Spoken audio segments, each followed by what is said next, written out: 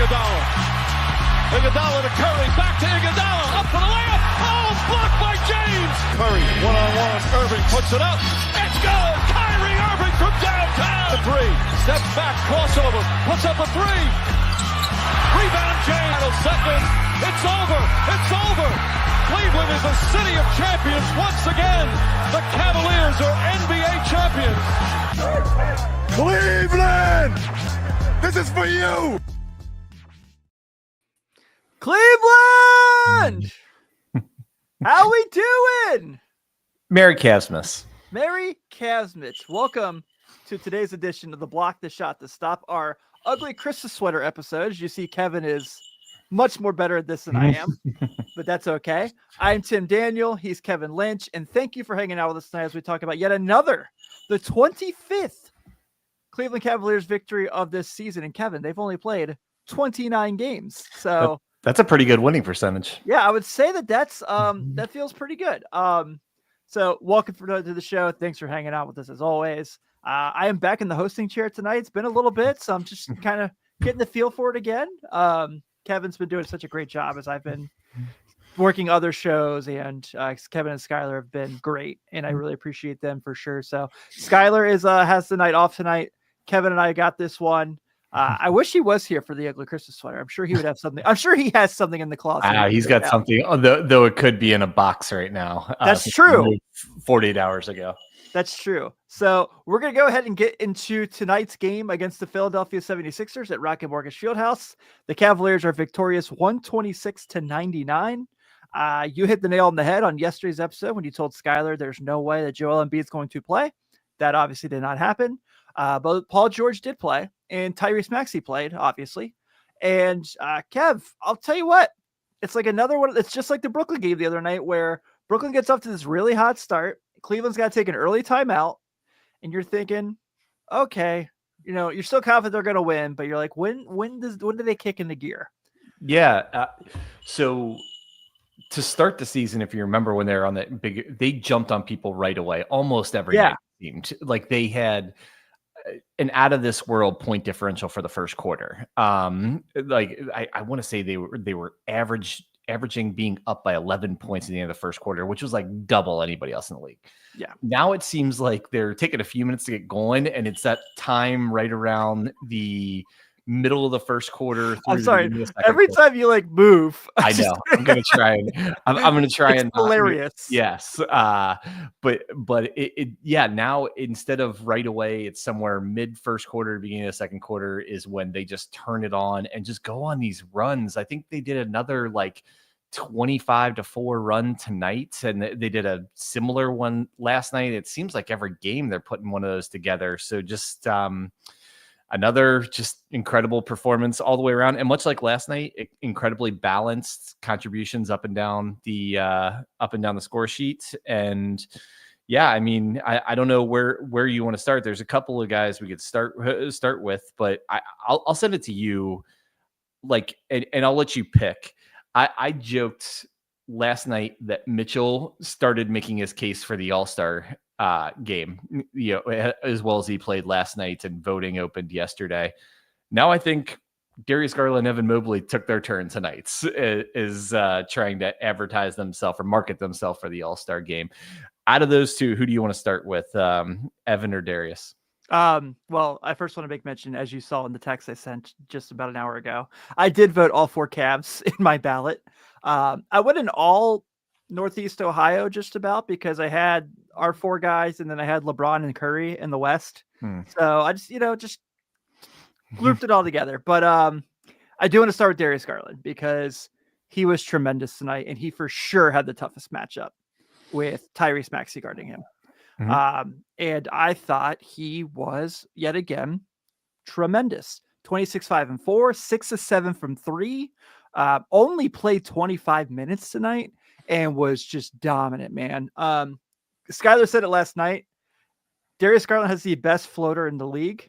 And there were multiple times tonight where he was hitting shots, where he was running at the rim and having that floater, and it's over Andre Drummond's hand, which is above the rim, and it's bouncing in the perfect corner. I wouldn't say, I've said this in the past, I'm not going to say he's a finisher the way Kyrie is under them, because Kyrie is the best finisher in the room of all time. But he's making a case to be in the conversation of like the best to never do it. I'm going to give him a little bit more time before I have that conversation. If you want to talk in the game today, I'll listen to that argument. Like Darius being, Kyrie is still around and still spectacular. But if you want to make a case for Garland being one of the best or possibly even the best at that penetration floater in the league, I'll listen to that argument. But there's been so many guys that are good, that point guards that just are a thing of beauty doing that shot. All the way back, Isaiah Thomas was incredible at it, as well as Allen Iverson was incredible at it, and Kyrie more. Who did that guy ever beat? Yeah. And more recently Kyrie and a whole bunch of others I'm not mentioning, but that's to take nothing away from Darius Garland. He's phenomenal. He has the whole package because to have that floater be effective, not only do you have to have the touch for the shot, but you have to be a good enough 3-point shooter that people respect that. And so that will open up driving lanes. And you have to have the, ball handling and quickness to get by people to get into that, right around 10 foot from the rim range. That's kind of the sweet spot for that floater. And he has the whole package this season. Yeah, he really has. It's just been remarkable, and the things he's been able to do. And we talked a lot, you and I specifically, about Mitchell's defensive effort and how it's really, really stepped up a lot this year. And I think you can make the case Garland says as well. And we obviously talked a lot about when they beat Boston, and he was kind of then they were hunting him with Jason Tatum, and he did not back down at all. And I think tonight was another one of those nights where, like I said, he's guarding Tyrese Maxey, who is for sure Philly's best offensive player right now. Mm-hmm. Paul George had some moments tonight, but I wouldn't say that this was one of these Paul George games we'll talk about forever by any means. I am all over the place tonight. Fired up. I've missed you guys way too much. But I mean, for the Garland Maxey matchup was the matchup of the night, and I thought he delivered on both sides of the floor. Yeah. And I love Tyrese Maxey, and he came out super aggressive and was really, really good in the first half. And kind of to help Philly get that lead right at the beginning, as you were talking about, and kind of keep them in striking distance in the first half. I want to say it was after that crazy three, it was like 12 at halftime, the Cavs lead. But, I was thinking about, like, kind of as Tyrese, I don't know exactly how many points he had, but he really big first quarter. I was like, man, this is the night they miss Isaac Okoro, because that would be that'd be the guy on him, right? But sure enough, they figured out how to slow Tyrese down, and the Cavs offense just turned back into the machine it's been most of this year. I don't think we've thrown out the stats yet, but another night, over 53% shooting as a whole, over 51% from the 3-point line on 43 attempts. Just incredible. And the Cavs get so many open shots, and it's not because other teams aren't trying to play defense. It's because their offense is so efficient. They run fantastic, like, flare actions, where flare is when a big guy comes and sets it picking for like a shooter, and then they, like, instead of coming to the ball, they go away from the ball, right? And then off of penetration, that it's kind of like a misdirection thing. So they do stuff like that, and the penetration ability of especially Mitchell and Garland, but even LeVert, TJ Maxx, all these guys, they're shooting so well, not only because they're a good shooting team, but they are just, for the majority of the season, getting high quality shots. Are you pro or anti-screen assist being counted as a stat? I think I'm pro. I'm not as into the screen assist as I wish they tracked, like, the hockey assist. Yeah. Because so many times the guy who made the play offensively doesn't end up with a stat for it. He has great penetration, dishes off to a guy, and then that guy, kicks it out to a wide open shooter, or dumps it off to somebody for a dunk. I kind of, my hill, I guess I can't have all the hills, but I would love the hockey assist in basketball to be tracked as, like, an additional column in the stat sheet. I think Steph Curry would probably end up being the all-time leader in that for the 3 years he had Durant, because playing Durant probably. I think Donovan has so many of those. I think he would be at the top of the league leaderboard if that stat was tracked. And honestly, with all this second spectrum and everything, somebody might that I'm not aware of. But yeah, I think Donovan is incredible at that, at kind of creating chaos for the defense. And then there may be an extra pass after his to where he doesn't end up for a stat for the play, but he was the one who really kind of created the opportunity on offense. Yeah, I completely agree with you. Yeah, I know this is more about Garland and Mobley, but I just want to make sure to make mention that he was really good again tonight. 7 of 16, 4 of 10 from 3, 19 points. These two guards, I mean, their dynamics are so impressive, and Mitchell's ability to just kind of wreck a game like you talked about and just kind of cause fits for defenses is so fun to watch. Yes. And it's just been a joy. But when we talk about Evan Mobley, Kev, unbelievable stat line tonight, 22, 13, and 7. And we'll get to that. But 2 insane dunks tonight. One particularly over Andre Drummond and Kenyon Martin Jr.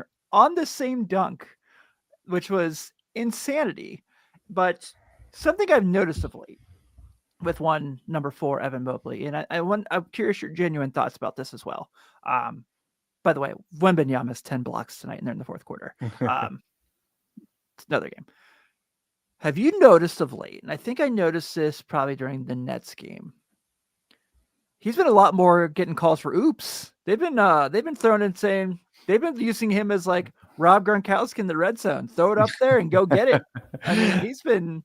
Yeah, I kind of said that he's reminding me, if I had to do a real football comparison, I was talking about this with someone at the barbershop today, funny enough. And I said, Evan Mobley is like the NBA version of Devontae Smith of the Philadelphia Eagles. Just tall, lanky, doesn't look like they're as fast as they are, but they are, and just super great hands and just can make everyone look stupid. Great hands, great feet, because I not only do they have those highlight reel dunks like off of alley-oops, but how many times do they throw him an alley-oop and he like makes the correct decision to, instead of trying to go up to grab it, use a pivot foot and then get a dunk, you know? I feel like that happens so often. Like his whole game is evolving, but he is so incredible around the basket between his length, athleticism, and skill. It's getting to the point where it's inarguable that he should be an all-star to me. I think I was looking at some of the voting today.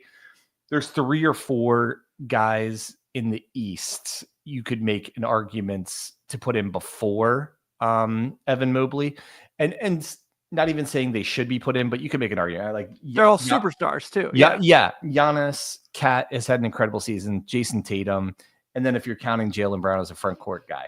Other than that, between injuries and kind of, underperformance this year or something, I don't think there's anyone else in the league you could put in over Evan Mobley besides those 4. Same. And they're definitely, they're going to take 7, 8 front court players. So to me, that math checks out, that like it's inarguable that he is an all-star at this point. And it's just how, at this point, how much can he ascend? Can he get up to, second or third best big man in the league? I think he has a real chance to be the second best behind Giannis in the Eastern Conference. And possibly even this season. So I don't know. Evan again was great tonight.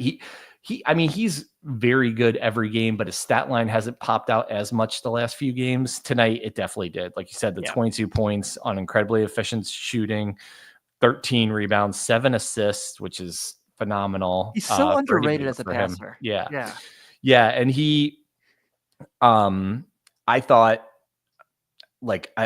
he was just incredible. And I obviously know Embiid on the other side, but they still have, Andre Drummond and Paul George and some guys, but like none of them could match up with Mobley tonight.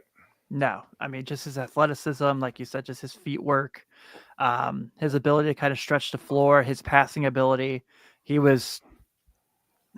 I was talking about this, another conversation I had today at the shop when I was getting my haircut. How long was this haircut? It's Christmas time, Kevin. So I was in the lobby for a while. Okay. And also I get my beard done because when I do my beard, I'm not very good at it. So I have my barber do it. Fair enough. It makes it look good. Okay. But the 2021 NBA draft came up, and I was like, I think if you could redo it, I think I might take Mobley number 1. And Cade's had a great year. Yeah. Cade's been tremendous. But realistically, and I thought he was the best player in the draft already. Mm-hmm. I was very happy he dropped the 3. But I think I really would. Like, Jalen Green's very good, but Jalen Green has so many inconsistent games. Scotty Barnes has had a couple injuries the last couple of years where you don't really know much about like how often you have him anymore. Cade's great. I love Cade. Yeah. I also think Cade should be an all-star this year. I think he's the only one you could make an argument for. Yeah, Mobley. Şengün probably in the top 3, but not above Mobley. Like, no. I mean, Cade from a skill set, I think you can make the arguments, but once you get into maybe durability and how high their ceiling is, in addition to how good they've been so far, I think you're taking Evan Mobley all day in a redraft. That should be a weekly. We should do that for an NBA weekly. A redraft. we could do it. We could do that. I'll write that down.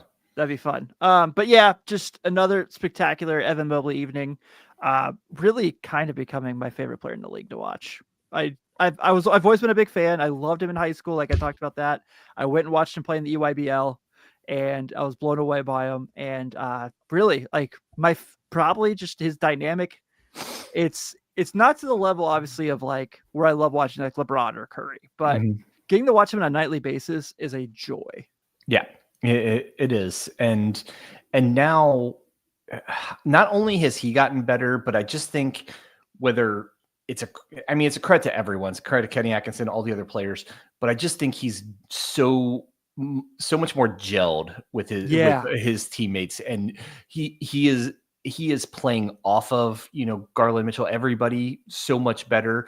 They're playing off of him at times. Him and Allen works way better than it used to, or anyone ever or really should work as well. Yeah. And so I think it's one of those credit all the way around. But I mean, the most in first credit should go to Evan for his developments, but they've just learned a way for him to fit in perfectly with this team and be able to contribute at an all-star level. Yeah, man, I completely agree. He's just been a joy. And we could do that. We could do a full Evan Mobley appreciation episode. Trust me. I have no issues with that. Let's get to the bench for a minute. So George, another nice 13-5, shot the ball really well tonight. Ty Jerome, 11-4-4. Didn't have his best shooting night, but still found a way to kind of really affect the game. Shout out TJ Maxx. Karras, another nice night. Jalen Tyson, I know didn't play big minutes, but I think that's a promising stat line for when he did play, and also had a pretty filthy dunk in the fourth quarter. So that was fun to see. Definitely improvement from last day when he turned the ball over 3 possessions in a row. Yes. Right when he came in the game. I thought they might actually take him out, but Kenny kind of let him work through it last night. And like better tonight. I think he's incredibly talented.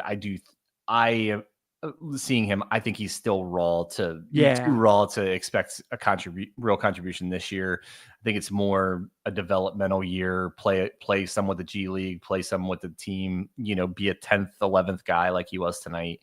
And I think he has great potential for the future. I just don't think he's going to be developed enough this season to be a big contributor. You know what? That's okay. Yeah. I mean, that's absolutely okay. I mean, not everyone has to come in right away. And in fact, Reed Shepherd was a top 6 pick, and he doesn't play anywhere near as much for the Rockets as I thought he would. Yeah. I don't think the Rockets realized they were going to be as good as they were, but they probably thought they could play him a little more than they were going to be able to. Yeah, for sure.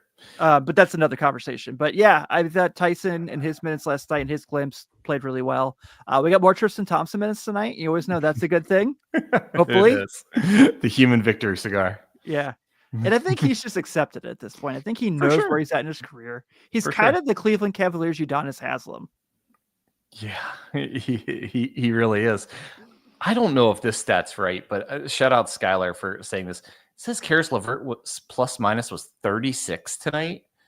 Is that that's an outstanding and far That's and what away CBS the best in the team. that's what CBS Sports has. Yeah, I'm on NBA.com. It says that. That's an insane plus minus. But in his absence, I don't really talk about plus minus that much. But I'll throw it out there for Skylar.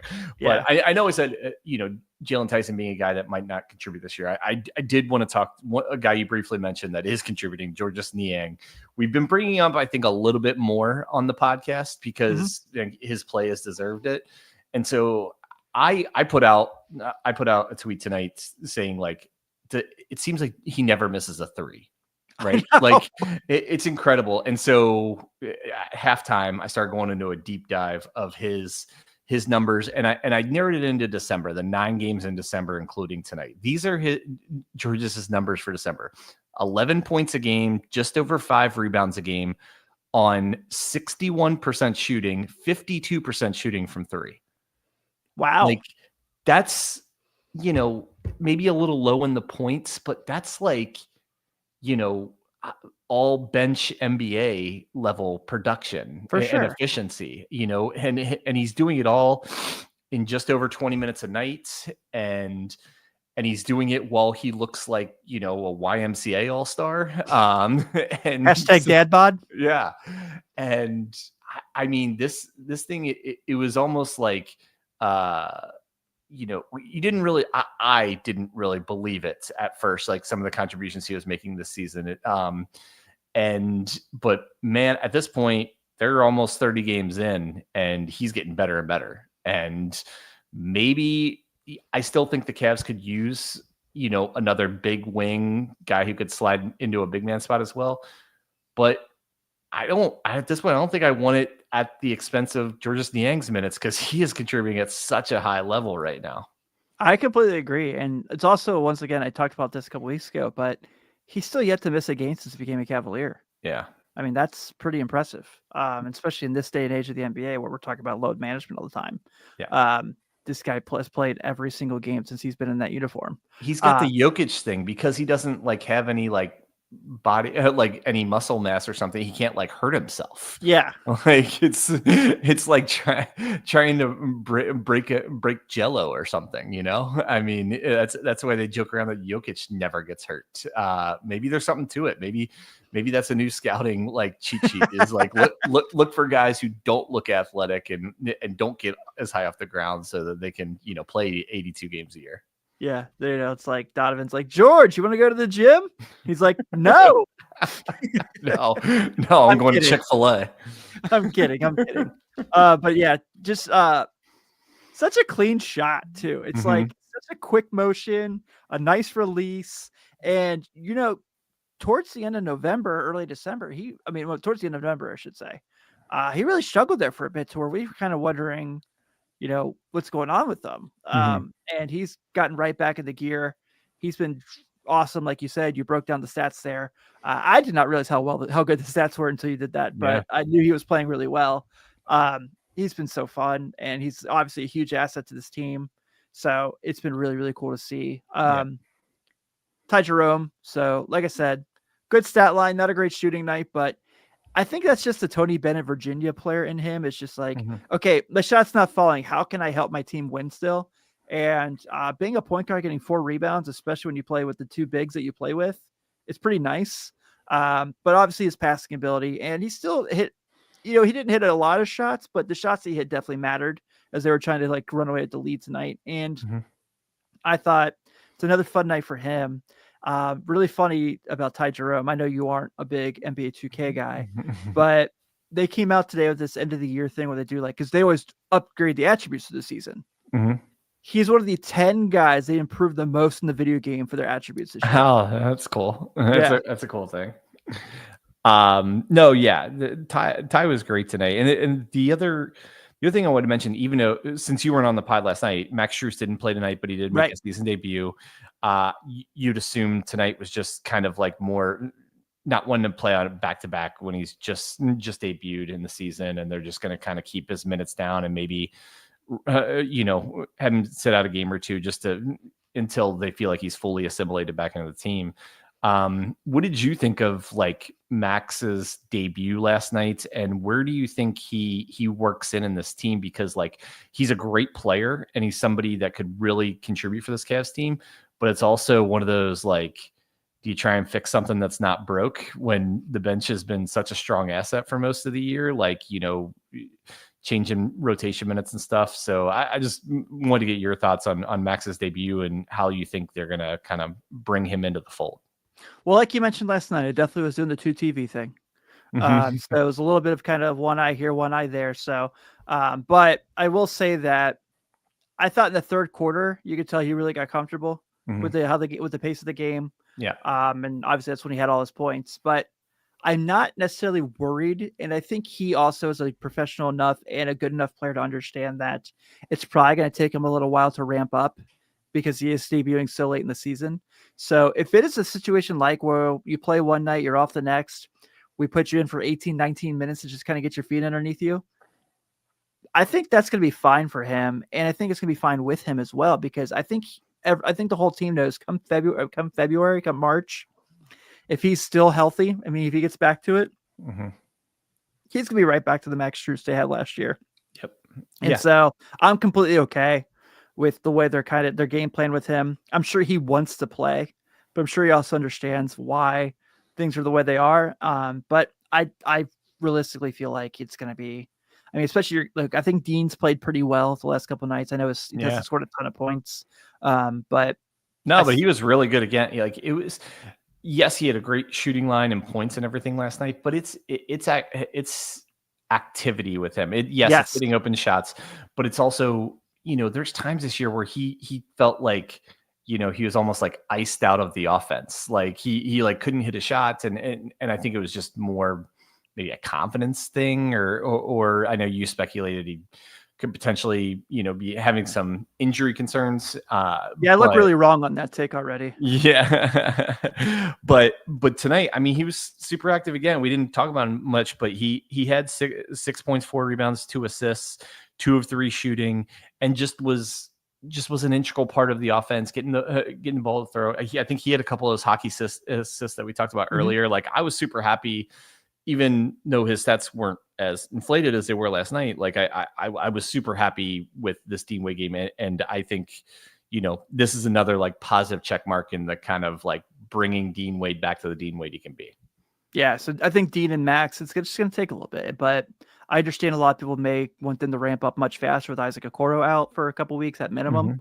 You and I both know it's not just going to be 2 weeks. Yeah. But I'm happy, man. I'm happy with where things are. They look just like the team that started out really dominant on both sides of the ball. It looks like they found their defense again. It feels like since the Hawks games, they've really I know they lost that Heat game, but they've been great. They're over 29 games into this. They've won 25 of them. So things are great, man. I will say real quick before we move on and talk about Utah, and I don't know if tonight was necessarily a game that would contribute to my argument here that I'm about to make. I'm not saying he should be the favorite, but it's laughable to me that when people are doing this like MVP stuff, that Donovan Mitchell is not mentioned. It's literally, he's the best player on the best team. They have been, I know he's had some bad games, but realistically, he's been extremely consistent through the year. No, I'm not saying he should be in there over Jokic or Giannis. I don't even know if I'm saying he should be in the top 3, but not even talking about him in this conversation. And I understand that Jokic and Giannis are carrying their teams, so I'm not arguing against that. But he's been really freaking good, and he needs to get more attention for how good he's been. He has, and I think that attention will come when it comes to like the all NBA teams voting. Like, the MVP is tough because, yes, while he's on the best team, it is a team that's getting such high level contributions from up and down the roster.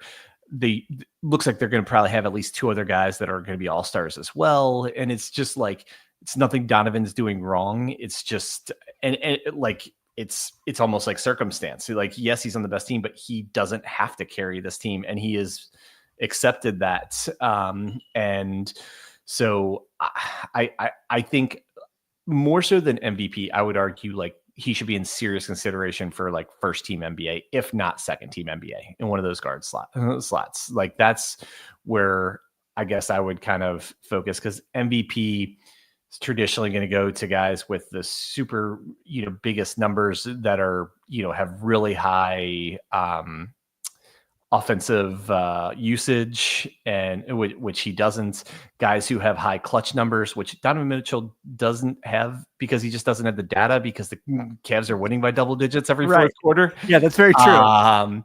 So I think it's nothing he did wrong. I think it's more circumstance, but I do think he should be recognized maybe in the all NBA teams voting, where he should be on one of the top 2 teams. If they were doing it now, he should be on one of the top 2 teams, no doubt in my mind. Yeah, I mean, he probably would have made it last year if he didn't get hurt. So, yeah, but I just want to make sure he gets his flowers. Obviously, he gets it from us every night, but just to make sure he knows how appreciated he is. And that takes us, Kev, to Monday night when the old Utah Jazz come to town. Couple of friends, yeah. Couple of friends are 7-20. How did they win 7? How did they win 7? I don't know, man, but I believe, if I saw this correctly, they're on what you call, they've won 2 in a row going into Cleveland. I believe that is called a win streak. Yeah, and which tells me, and they don't want win streaks. They're going to do everything. Yeah, they played the Pistons in the Nets, so I'll make sure I mention that. But yeah, this is a game the Cavs.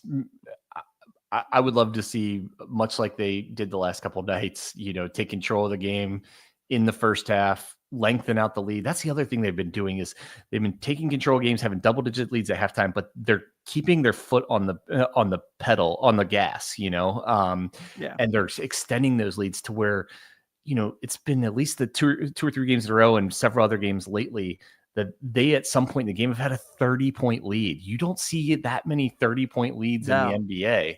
Let alone they held a team to under 100 tonight. Yeah.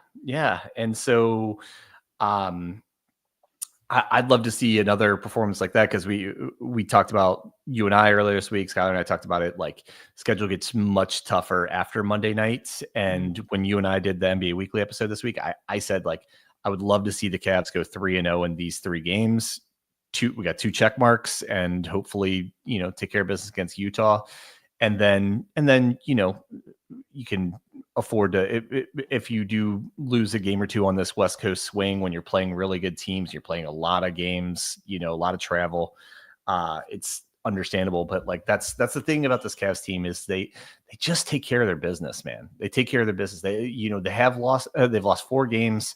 It wasn't because of lack of focus or anything. You could say a couple of them were bad matchups. A couple of them were, potential schedule losses. And there's the perfect combination of professional and fun for a professional sports team. And they're just a joy to follow. Yeah, they really are. It's been awesome. I mean, what a year for us to start the show, for sure. Yeah. On the Utah side of things, let me ask you this, because I think you and I are probably the best 2 people who can have this conversation, in the sense that I grew up a Bulls fan, as in I've never shied away from it. I've been honest.